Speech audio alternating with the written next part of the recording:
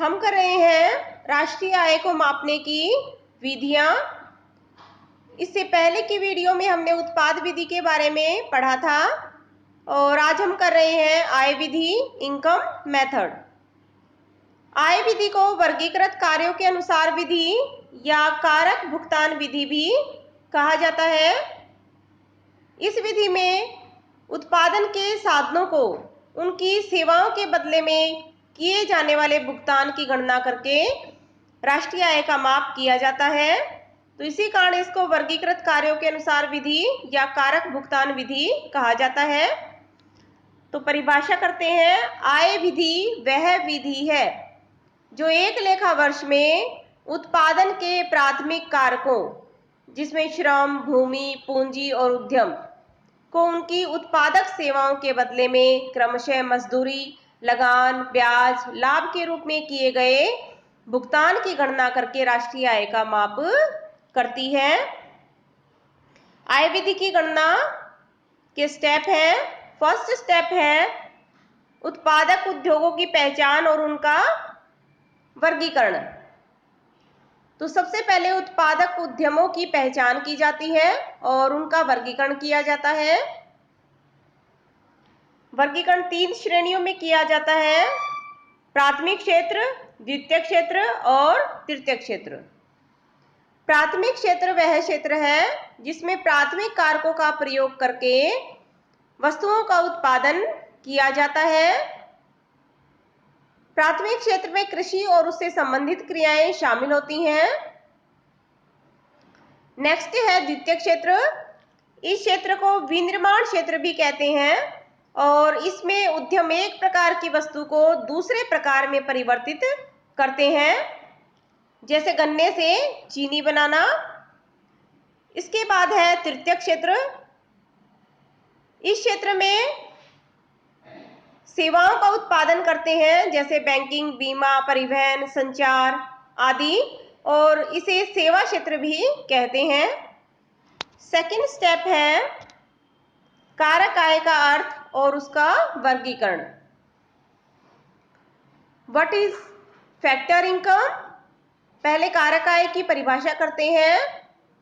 कारक आय या साधन आय वह आय है जो किसी व्यक्ति के द्वारा उसके साधन सेवाओं के बदले में उसको प्राप्त होती है,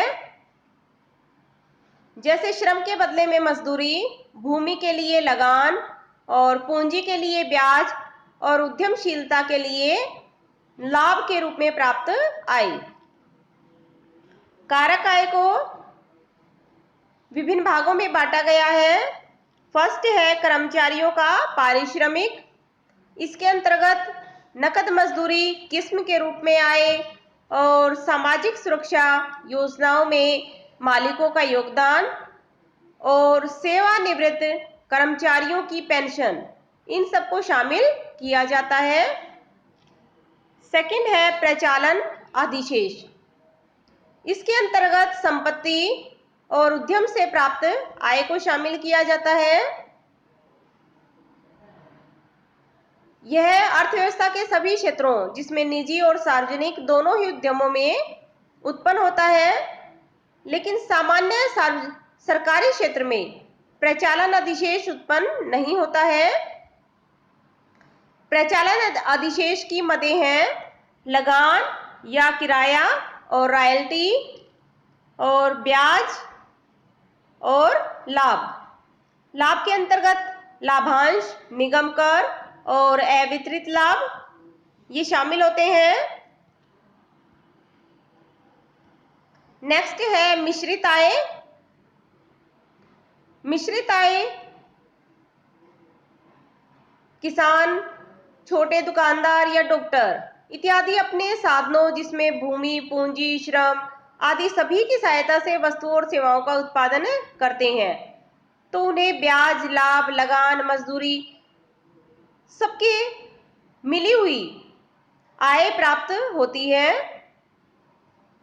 इसे ही मिश्रित आय कहा जाता है और इस आय को भी राष्ट्रीय आय में शामिल किया जाता है।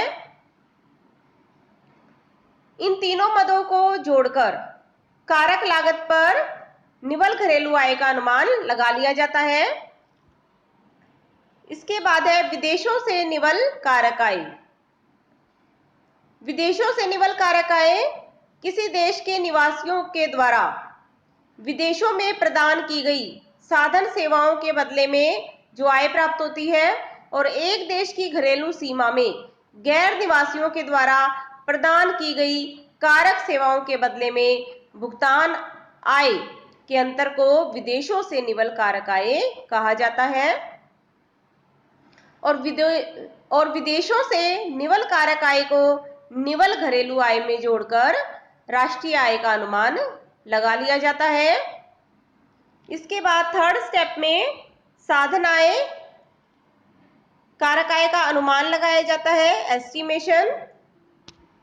तो इसके लिए अर्थव्यवस्था के सभी उद्योगों के द्वारा भुगतान की गई आय को जोड़कर निवल घरेलू आय प्राप्त की जाती है और उसमें परिवर्तन करके राष्ट्रीय उत्पाद की अन्य धारणाओं की गणना की जा सकती है। तो देखिए समीकरण है इसके लिए। सबसे पहले है निवल घरेलू आय में विदेशों से निवल कारक आय को जोड़कर निवल राष्ट्रीय आय का अनुमान लगाया जाता है।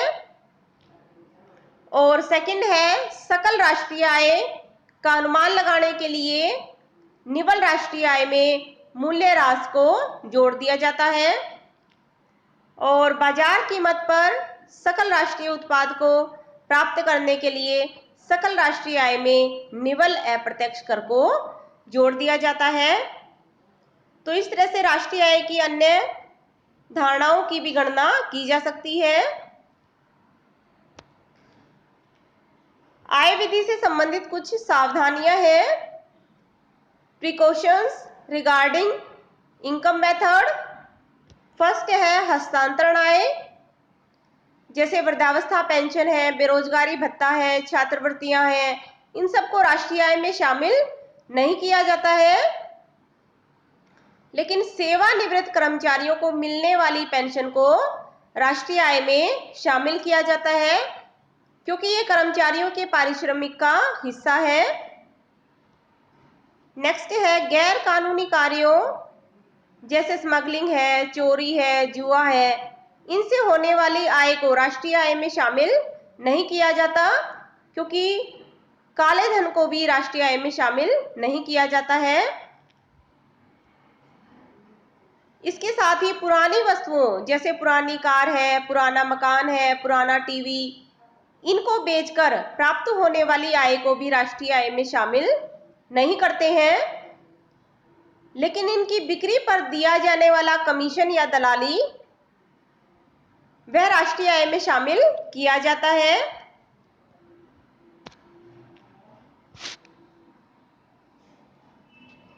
शेयर और बॉन्ड्स को बेचकर मिलने वाली आय को राष्ट्रीय आय में शामिल नहीं किया जाता है क्योंकि इनसे वस्तुओं और सेवाओं का उत्पादन नहीं होता है। नेक्स्ट है अचानक प्राप्त आय, जैसे लॉटरी है और पूंजीगत लाभ है, उनको भी राष्ट्रीय आय में शामिल नहीं किया जाता है। नेक्स्ट पॉइंट है जिन मकानों में मकान मालिक स्वयं रह रहे हैं उनका आरोपित किराया राष्ट्रीय आय में शामिल किया जाता है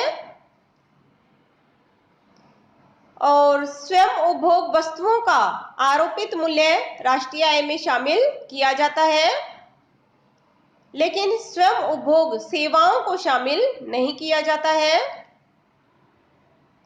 नेक्स्ट पॉइंट है अप्रत्यक्ष करों जैसे बिक्री कर है, उत्पादन कर है, इनसे वस्तु की कीमत में वृद्धि होती है। तो ये बाजार कीमत पर राष्ट्रीय उत्पाद या आय में तो शामिल होते हैं लेकिन राष्ट्रीय आय या कारक लागत पर राष्ट्रीय आय या उत्पाद में शामिल नहीं होते हैं।